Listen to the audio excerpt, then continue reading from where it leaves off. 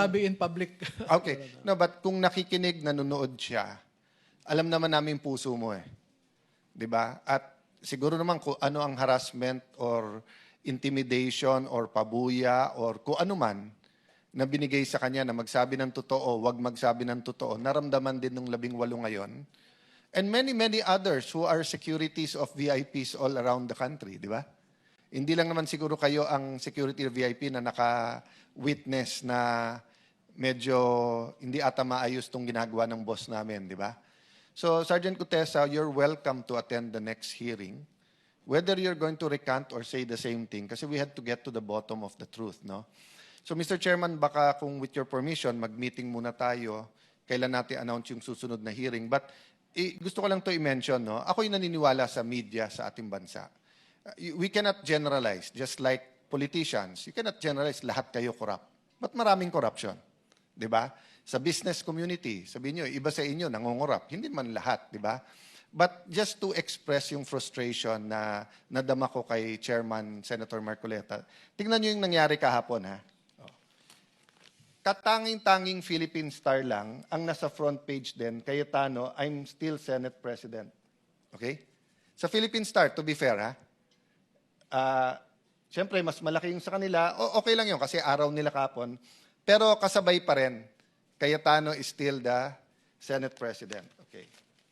Tandaan nyo yung context na sinasabi ni Senator Marcoleta. Hindi naman martial law ngayon. Malayang pamamahayag. So, importante, tama impormasyon natin sa ating kababayan. Titignan mo ang bulletin today, yung isang side lang, kung meron man nasa loob, sa front page wala. Wala at all. Okay.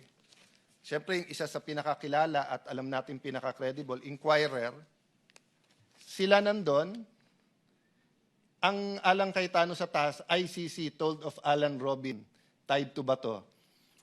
Nagkaroon pa sila ng space para this Cayetano has palace backing, a new PTV boss. He's talking about yung bunso kong kapatid. No? Pero wala dyan po sa harap na Cayetano is still Senate President. Ganito din po sa Manila Times. Senator has power from Cayetano, Bonoan, Group Sus Cayetano. So, news din naman po yan dahil I'm Senate President. Pero wala po dyan na Cayetano is still Senate President. Tribune, ganun din po. Complaints mount against Cayetano, Senate coup, pero nothing about Cayetano is still Senate President. No? Manila Standard,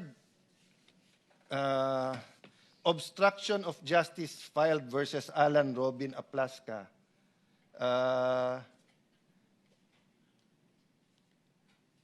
Senate impasse, Blue Ribbon scheduled to June 8. Wala sa front page na tuloy yung Blue Ribbon ngayon. Wala yung Alang Cayetano is still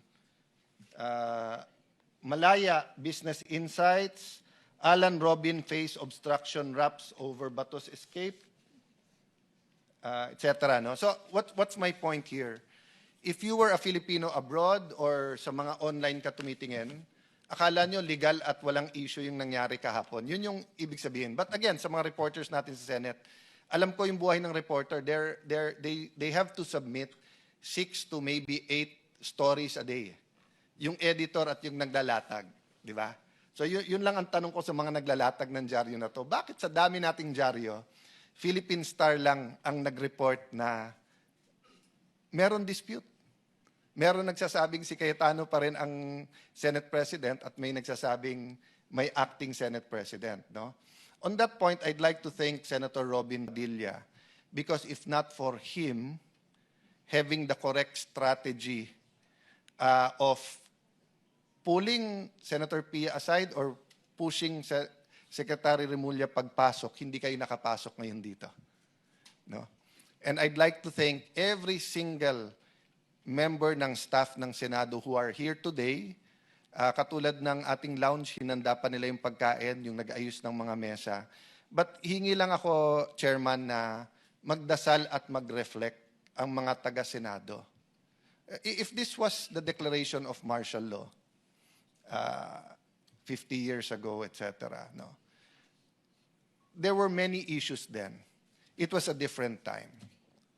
Pero you reflect later on, tama o hindi na padlock. I'll not judge that, no?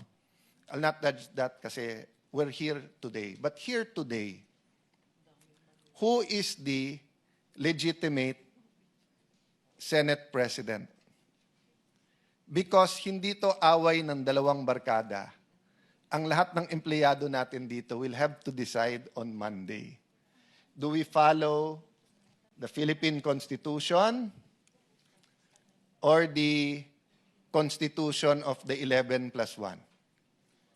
Do we follow the Senate rules or do we follow the rules of the 11 plus 1? Sabi sa akin ng isa kong kaibigan kaninang umaga, Chairman, sometimes you have to bend the Constitution to please Malacanang. I don't believe in that. Di ba? You can please Malacanang 1,000 ways, but don't bend the Philippine Constitution and our rules. And then, of course, as I said, iba-iba kami ng religion dito. Lahat tayo may pinaniniwalaan word of God. Babalik tayo sa truth, no? So, Mr. Chairman, I hope hindi tayo pigilan next week. And I have to apologize to you. Because kung walang issue dito, you would have been offered protection at least kung saan kayo pupunta dito. Diba? Having said that, Mr. President, ang news ngayon, Mr. Chairman, is that the President will call a special session. That's good. Because we announced it, alam na namin na minority na kami in terms of the number. Kasi nga, kinulong na nila si Senator Jinggoy, hindi pinayagan ang online voting sa senador, pero pinauwi lahat ng empleyado ngayon, mag-work from home na lang daw sila. So alam namin, napapalitan nyo kami sa committee, pero hindi nyo mapapalitan ng President kung hindi 13. So eto lang pakiusap ko sa Malacanang. Kumuha kayo ng isa pang senador para sa special session, bumaba na ako bilang Senate President, para wala na tayong problema pare-pareho, pero para masunod yung konstitusyon. Kung pwede lang, Senator Amy, na bumaba ako today, Chairman, Senator Robin, gusto ko nang bumaba today as Senate President. Ang problema, I have a duty to the Filipino people and to the Philippine Constitution. Ang nakalagay, until your successor is elected. Hindi pa tayo nag-elect ng successor. So, OSAA, Secretariat, lahat ng empleyado, I'm sorry to put this on you. Not at the penalty of dismissal or cases. Hindi po ako ganun magtrabaho. Konsensya nyo. Alam nyo ang batas. Sino ang susundin nyo? Yung peke na acting Senate President o yung sinasabi ng ating konstitusyon na Senate President? So Malacanang, yun lang advice ko sa inyo. Hintayin nyo na maka-13, tawagin nyo yung special session. Pwede siguro tayo magpahiram ng isa para maka-13 na sila. Kasi I hate the fact that we're in a situation that we cannot follow the law. So, Attorney Baligod, 18 nating magigiting sundalo. Salamat sa panahon ito. No? Yeah. So, we'll, at the request of Senator Amy, can you show the pictures just so that you can identify it para on the record ito, no? Para pag gumawa ng report ng Blue Ribbon Committee. But from our hearts, ang dami nagte-text sa amin. Hindi kami humuhusga, ang publiko ang humuhusga, pero nagpapasalamat na dumating kayo ngayong araw na to. Ikaw na magtanong. Yes, sino ang nariyan sa picture? O sinong kumuha ng picture? Kaninong picture po yan?